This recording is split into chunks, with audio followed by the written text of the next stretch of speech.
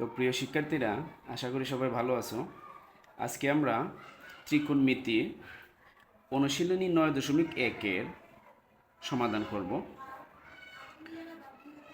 শুরুতেই আমরা বেসিক কিছু প্রশ্ন শিখে নিব। ত্রিকোণ মানে কি? তিন কোণ। মিতি মানে পরিমাপ। তিন কোণের পরিমাপ।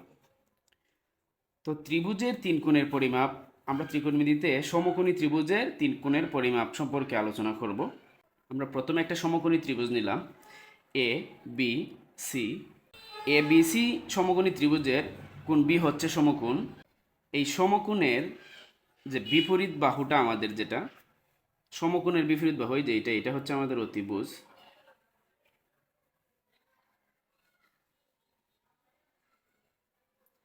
এটা হচ্ছে আমাদের অতিভুজ, সমকোণের বিপরীত বাহু অথবা সমকোণী ত্রিভুজের বৃহত্তম বাহু অতিভুজ।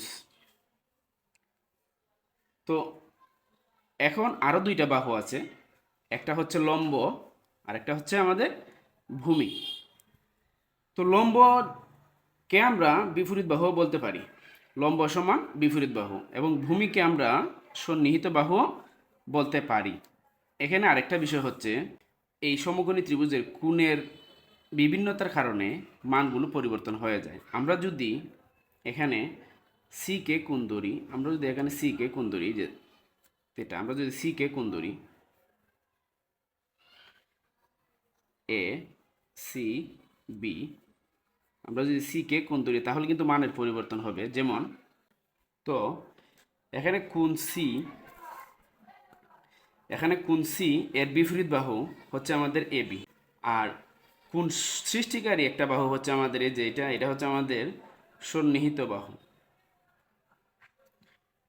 সন্নিহিত বাহু হচ্ছে আমাদের বিসি, আর এখানে অতিভুজ হচ্ছে আমাদের এসি। এখন আমরা যদি একে কোণ ধরি, একে যদি আমরা কোণ ধরি, কোণ বিএসি, এই যে একে যদি আমরা কোণ ধরি তাহলে আমাদের বিপরীত বাহু কোনটা হবে? এই যে আমরা কোণ যাকে ধরলাম তার বিপরীত বাহু, এই দুইটা বাহু এর কোণ সৃষ্টিকারী বাহুর বিপরীত বাহু হচ্ছে আমাদের বিসি। তাহলে এখানে বিপরীত বাহু হচ্ছে আমাদের বিসি। সন্নিহিত বাহু হচ্ছে আমাদের এবি। এবং অতিভুজ হচ্ছে আমাদের এসি।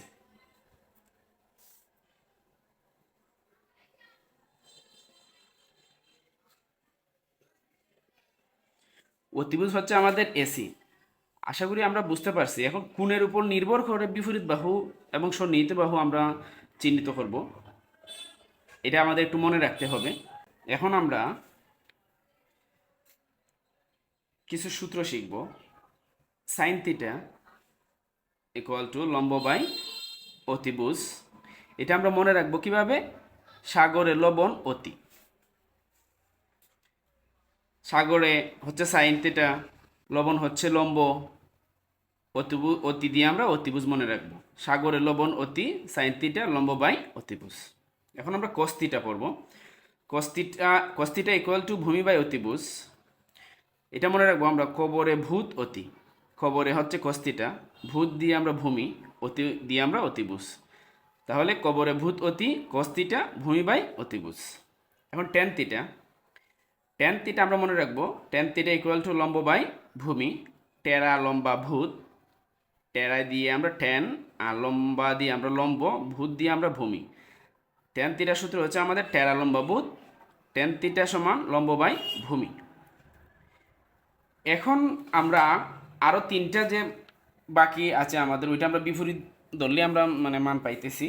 এখন আমাদের আছে কর theta equal two tan theta এর বিপরীত, মানে হচ্ছে ভূমি বাই লম্ব। এই যে ট্যান থিটা ছিল লম্ব বাই ভূমি, আমরা কর থিটা পড়বো ভূমি বাই লম্ব। এখন sec theta equal to cos theta এর বিপরীত। সেক থিটার সূত্র হচ্ছে কস থিটা এর বিপরীত। এইভাবে তোমরা মনে রাখতে পারো। তো কস থিটার সূত্র ছিল আমাদের ভূমি বাই অতিভুজ, আমরা এটা লিখবো অতিভুজ বাই ভূমি। এবং cosec theta equal two sine theta এর বিপরীত। তাহলে সাইন থিটা কি ছিল? সাইন থিটা ছিল আমাদের লম্ব বাই অতিভুজ। আমরা লিখব কোসেক থিটা সমান অতিভুজ বাই লম্ব। আশা করি আমরা বুঝতে পারছি। এগুলো আমরা মনে রাখবো বারবার প্র্যাকটিস করার মাধ্যমে। বারবার প্র্যাকটিস করলে এবং অঙ্ক করার সময় আমরা এগুলো মনে রাখবো। আর অঙ্ক করার সময় প্রত্যেকটা অঙ্কের সাথে আমি সূত্রগুলো তোমাদের লিখে দিব, প্রয়োগটা দেখিয়ে দিব। আশা করি অসুবিধা হবে না।